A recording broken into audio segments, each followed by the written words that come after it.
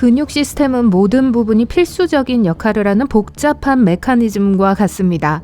한 부분이 망가지면 잠깐만요, 방금 하품하셨어요? 제 이야기에 대한 반응이 아니었으면 좋겠네요. 하지만 이걸 기억하세요. 하품과 같은 기본적인 것조차도 가슴, 횡격막, 목구멍의 후두, 입천장의 여러 근육이 공동으로 노력한 결과입니다.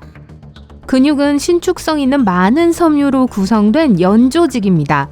우리 몸에는 600개가 넘는 근육이 있으며 움직이고 자세를 유지하고 숨을 쉬고 음식을 소화하고 바늘에 실을 꿰고 휴대폰으로 셀카를 찍는 등 여러 가지 일을 도와줍니다.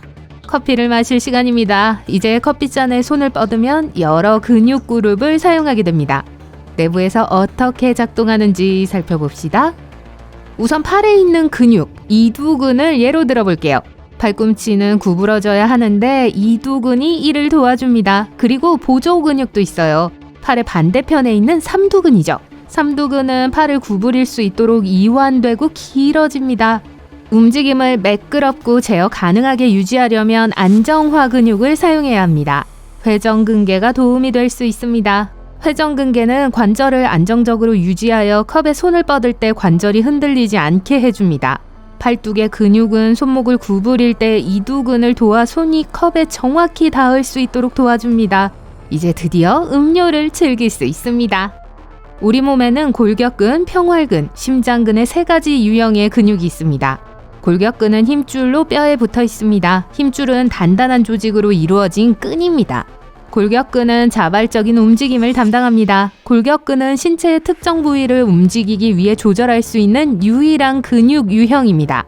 예를 들어 골격근을 수축하면 팔다리를 움직이거나 달리거나 역기를 들 수 있습니다. 이러한 유형의 근육은 전체 체중의 40에서 50%를 차지해요.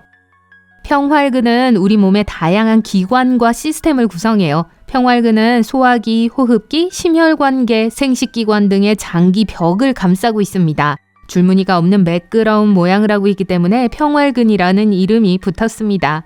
평활근은 의식적으로 움직임을 제어할 수 없습니다. 각 평활근 세포는 중앙이 둥글고 양쪽이 가늘어집니다. 평활근 세포는 인접한 다른 세포와 연결되어 있으며 그물망과 같은 네트워크를 형성하여 서로 조화를 이루며 수축할 수 있습니다. 이러한 조화로운 움직임 덕분에 신체의 중요한 과정이 원활하게 작동합니다. 소화, 호흡 및 혈액순환과 같은 과정에 대해 이야기하고 있으니까 중요한 일입니다.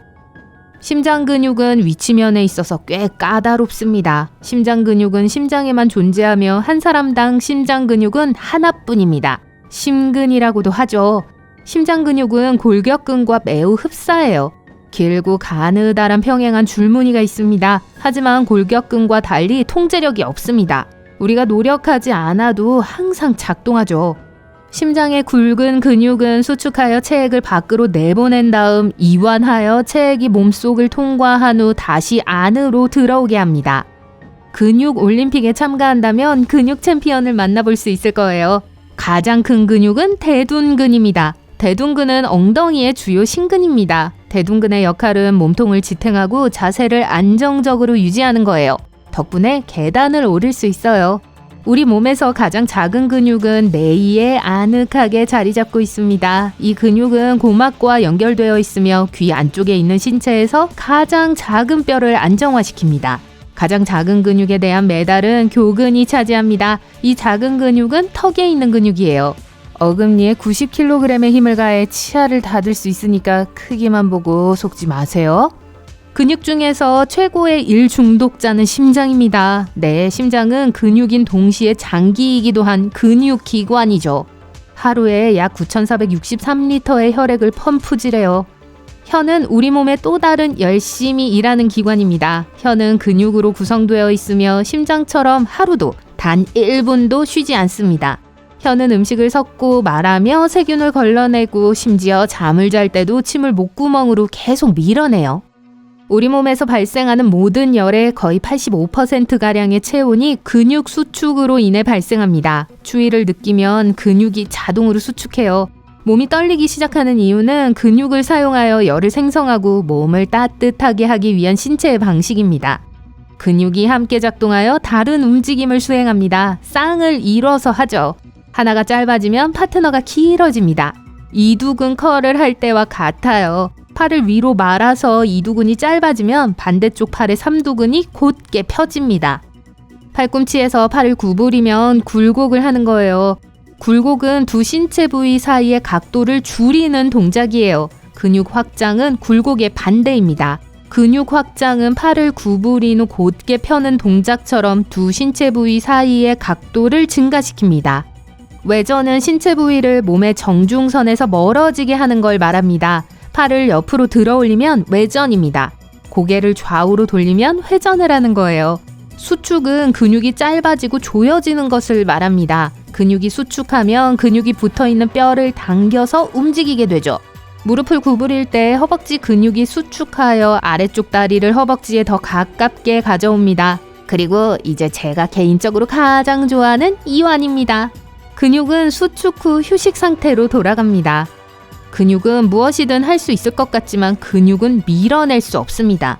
따라서 문에 미세요라고 적혀 있고 분명히 그렇게 하고 있다고 하더라도 근육은 팔꿈치와 어깨를 문에 대고 당기고 있습니다. 근육은 점탄성이라는 초능력을 갖고 있어요. 이는 근육이 늘어나거나 압축될 때 유체와 탄성물질의 조합처럼 작용한다는 걸 의미해요. 근육을 밀거나 당기면 진한 액체의 점성으로 모양이 변해서 저항하거나 고무줄, 탄성처럼 원래 모양으로 되돌아갈 수 있습니다. 근육이 힘에 반응하는 방식은 힘에 가해지는 속도에 따라 달라집니다. 근육을 빠르게 스트레칭하거나 압박하면 느리게 스트레칭할 때보다 근육이 더 뻣뻣해집니다. 이러한 현상은 주로 수동적 근육에서 볼 수 있습니다. 전두엽의 영역인 운동피질은 뇌의 한쪽에서 몸의 반대쪽 근육을 제어하는 역할을 해요. 따라서 오른쪽이 왼쪽 근육의 움직임을 제어하고 그 반대의 경우도 마찬가지예요. 근육을 움직이기 위해 뇌는 척수를 통해 근육과 연결된 말초신경계로 신호를 보냅니다. 이 통신 경로를 통해 뇌는 몸 전체의 움직임을 제어하고 조정할 수 있습니다. 농구에서 점프슛을 쏘는 것과 같이 근육 전체가 힘을 써야 하는 더 복잡한 활동을 할 때는 뇌에서 보내는 메시지가 더 복잡해집니다. 뇌는 다양한 근육을 활성화하고 원하는 움직임을 달성하기 위해 일련의 명령을 활성화해야 합니다. 근육을 열심히 단련하기 위해 운동 가방을 챙기기 전에 잠시만 기다려주세요. 근육은 아마 여러분보다 취침 시간을 더 즐길 거예요. 깊은 수면에 들어가면 열심히 일하던 근육이 휴식을 취할 기회를 얻게 되죠. 혈액순환이 개선되고 조직을 복구하고 회복하는 데 도움이 되는 호르몬이 분비됩니다.